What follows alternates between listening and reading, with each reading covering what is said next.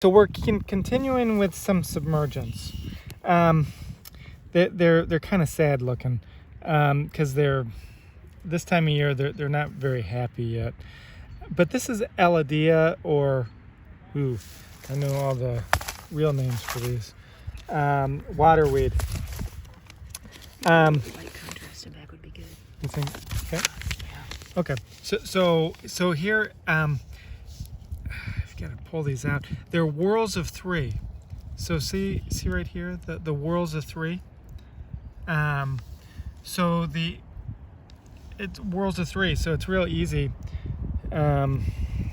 because of that. They're just these flat whorls of 3. So. And that one's super common. That's everywhere. Great fish tank plant. Yeah, this is a fish tank plant.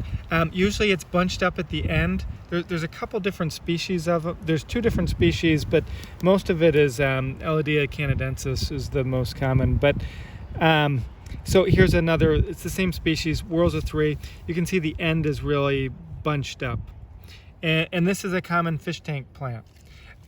Just because it's here, this is kind of interesting. See this little tube?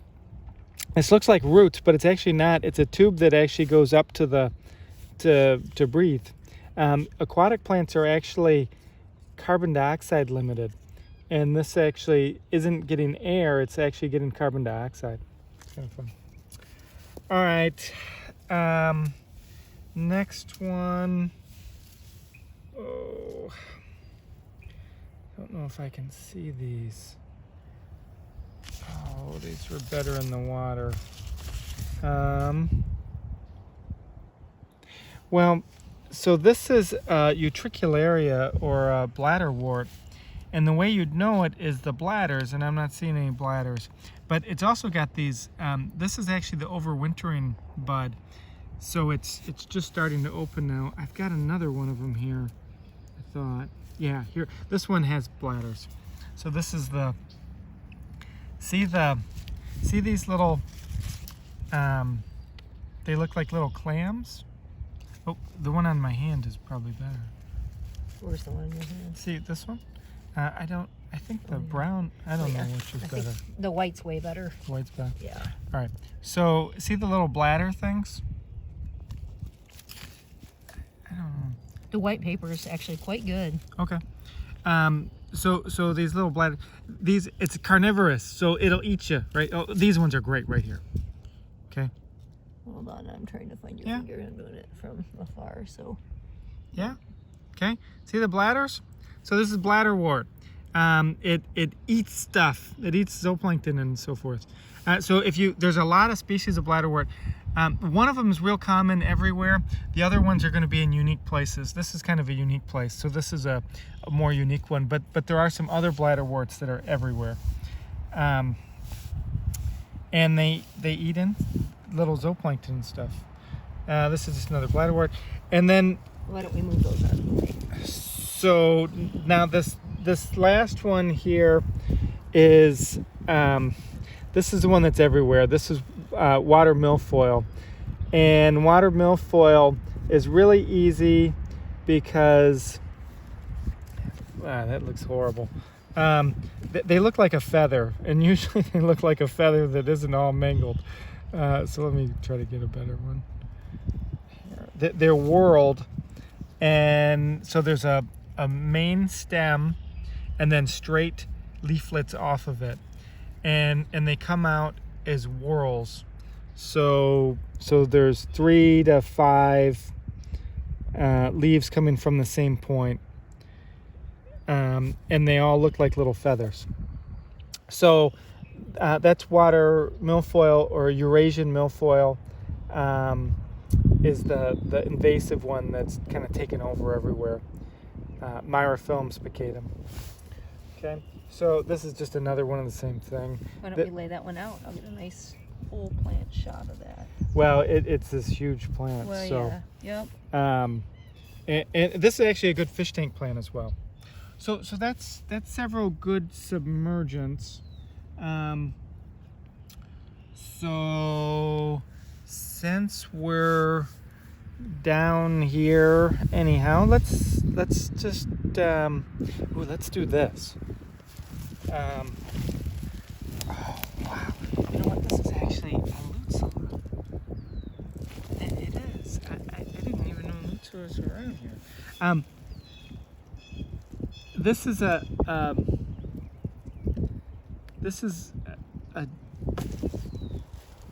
Juncaceae. We will do the graminoids later. The flowers are these little things here. So each one of these tiny things, I don't know if you can get just one of those. I've kind of got two. See 'em in there. Each one of those will have 6 tepals if you looked at it with a hand lens. And so it looked like a little lily. We'll do this in lab Friday. But Lucella's, I've never actually looked. Lucella's easy because it's got hairs here. You see how it looks fuzzy? So that's Lucella. There's only one species in Michigan, and I don't know it because I never thought I'd find it. Never really looked. There's lots of them in the Arctic. Best things come to those who wait. Yep. These are also, so if you look, let me just point out, so see how this is coming out in threes? See what I mean? How it's coming out in threes? That's typical for either a sedge or a rush.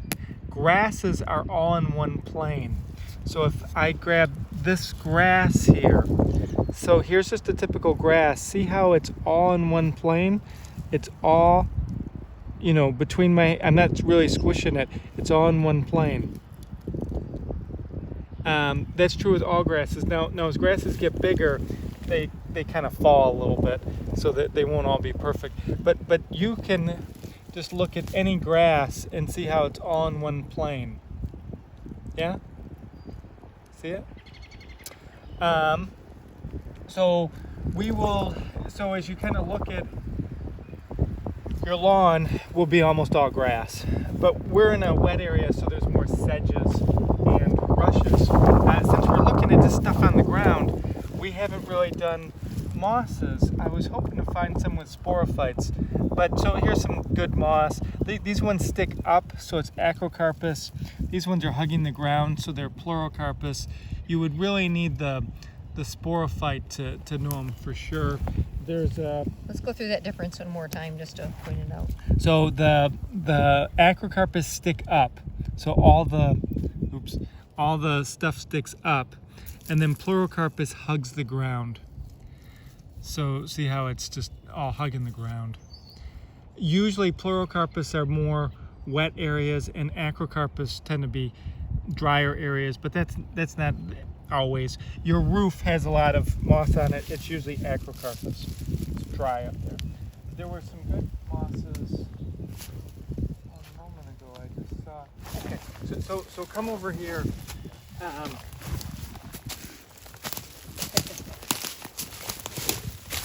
Your shadow on it. Oh yeah. Yep. Oh yeah, it's Sporophytes. So here's Sporophytes. I don't know if you can, but so you can see the Why don't we try Sporophytes. shadowing it? Actually, I think we're going to get Okay. better. We shadow it. There we go. Okay, so Why don't you point at all one of them? these. Finger stick. Well, so they're all. All of these are covered. Okay, so here, can you see my finger? I don't know if I can pull this off or not. There's the little calyptra. These ones aren't very good. I can't get it. This one here, they've got the little hat that covers them. This one's got one. That's this year. They're not quite ripe enough. But they're nice Sporophytes. Yeah, these are good Sporophytes. And then you can pull off a little calyptra. Right here, nice acrocarpus moss. It's actually polytrichum. You don't need to know that. But they look like little tiny spruce trees. Really cute. Since it's right here, there's this is actually a dewberry, which is it's like a raspberry. It's the same genus, Rubus. and it's got the trifoliate leaves, thorns, serrate, and then you'd know it because it would have a dewberry, which is kind of like a raspberry but smaller. They're much smaller. All right, so let's get out of this little thicket here. Out of the woods. Yeah.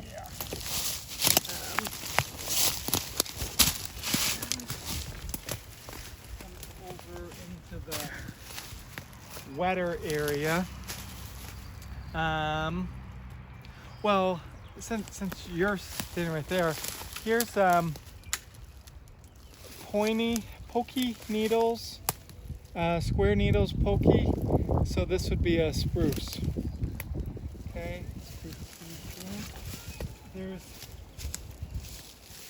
This is last year's. This is a Scribus. I don't know if you can really see how it's lost most of it, but see how this is real poofy? This is a woolly Scribus. Scribus cypernus, you don't need to know the species. It's got actually a round stem. So you have to know a Scribus. And the Scribus that you have to know, I grabbed and I put it over here. I don't know if I can find it though. Yeah, right here. There's a bunch of it out here.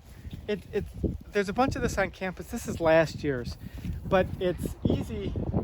Well, I kind of broke off the inflorescence, but there's Let's the get little some contrast back with it. A white sheet of paper. So there you go. That works. So each one of those is a spikelet. So there's like, I don't know, 10 spikelets there. So the little cone-like things are the spikelet. That's fine. We'll do those in lab. But it's round stemmed, and this one is squishy. So actually this one's hard. So this is the hard stem Scribus. Okay. Now I just showed the lilies a minute ago, and so here's the rhizome for it. Massive rhizome. So let's look at the leaf here. They're just coming out. Why don't you pick that rhizome up one more time? I will in a minute, but let's do the leaf. See how it's rounded? So this would be a nymphar. It's harder to tell with this. The ones I showed a minute ago was better. But so I don't really want to like pick this up because it's stinky. No, I know. I mean, so this is full of. So this is the leaf scar. So you can see how old this was. You know, so you can see here are the leaves, and then these are the old ones. So these get these massive rhizomes. These are technically edible, but man, you got to clean them well because anything from in the water. Most of your aquatic plants are actually edible, but the issue is all the bacteria and stuff on them will kill you. So. And so this was just floating. Oftentimes you'll see these just floating. So I'll just kind of throw this back in the water. Okay, now I killed purple loosestrife. Okay, purple loosestrife is easy for a bunch of characteristics. Let me try to hold it still. See how the leaves are variable? Usually they're opposite, but they're kind of in between.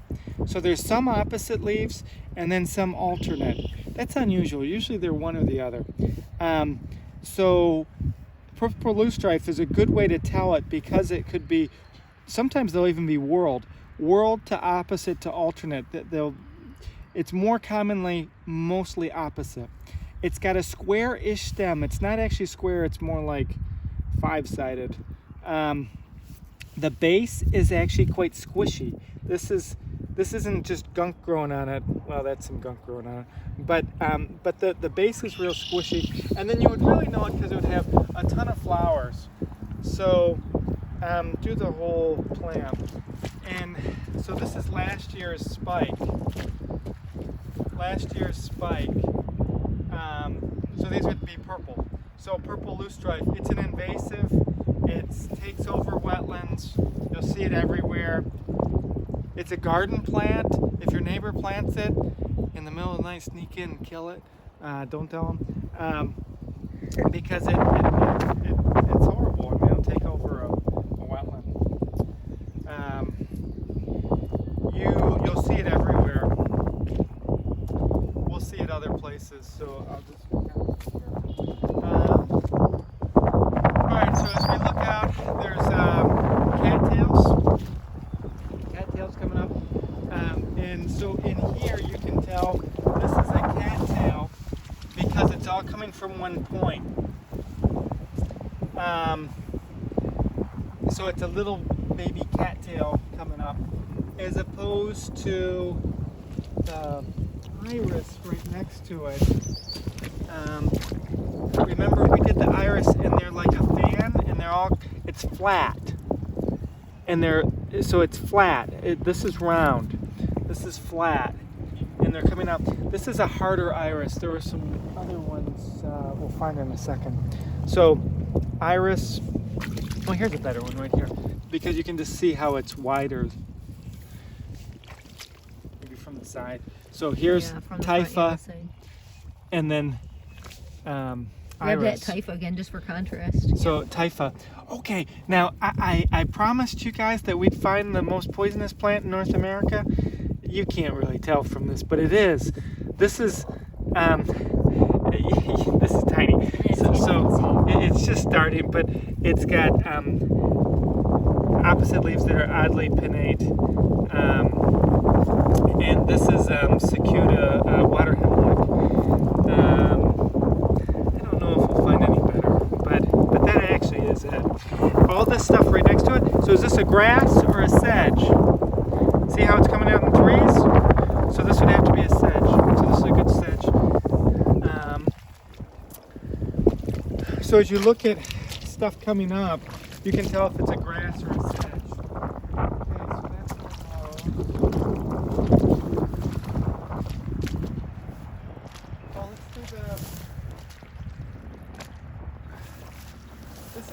Our next list, but we might as well look at it right now. This is going to be a leather leaf. They're real leathery leaves, but what the characteristic form is the leaves get smaller towards the tip. You see that? I mean, every artist who does a leather leaf does that. See how big leaf, tiny, tiny, tiny, tiny, tiny. Now everything does that a little bit, but this really does it. And then those really cute lanterns that hang little bells. Ericaceae. Leathery leaves, Ericaceae. This isn't on your list, but this is actually autumn olive. And you can tell autumn olive, this is funny because I always tell people that the leaves look like leather leaf. And here we got them both right next to each other. See, both of these have little dots on them. You see, can you see the little dots? So they got the little dots on them. Leather leaf is more leathery, but autumn olive approaches it, and you can really see the dots on the bottom. And then this will have little olive type stuff that you can eat. And birds love them, but it's a nasty invasive taking over. Real silvery. It'll have really pretty white flowers. On your quiz thing, it'll have. I've got some pictures with flowers. Okay, right next to this. They smell good, even though they're invasive. Yeah, they're a real pretty flower. I mean, they're a pretty flower. They've got great berries. But they're invasive. And they take over. We saw this in my yard. If you just zoom in, you see the star-like stuff? It's 5 carpels that open on the inside. So this is a spirea. Yeah?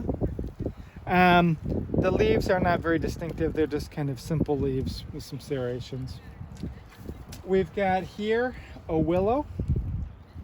This is nice because it's in flower. These are the pistils Willows are either male or female, and this is obviously the female with the pistils. But willows are easy because they've got long skinny leaves. And remember, you can chew on a branch because it's got aspirin in it. Willows are much more common shrub than tree. I mean, there's tons of willows are one of the most common shrubs in a wetland. So this is typical that you've got willows kind of along the marsh edge. Let's see what else. This is rose family. So this is actually a.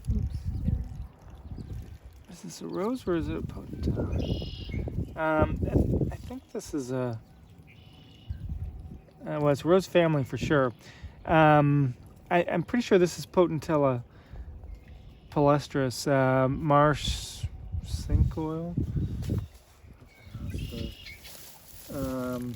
It's on the next list, but the leaves kind of look like marijuana, but it doesn't really look like marijuana because marijuana is palmate and this is pinnate, and they'll get bigger. I mean, they'll get this big. I mean, they'll get, you know. Okay, and it's a common one growing in the water. There's a bunch of the Onocleas sensitive fern coming up, but they're so small it's hard to see. Let's see what else is right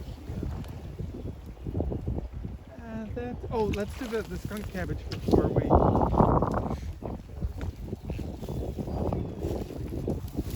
So there's skunk cabbage,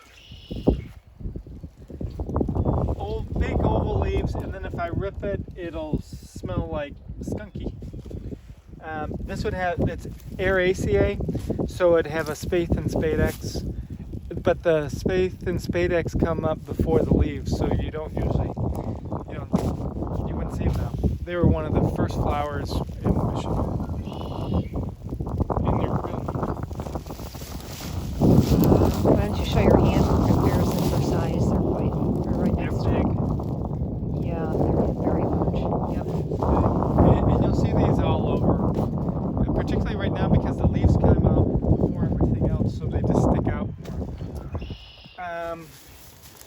Right here, we see how this is in threes real distinctly.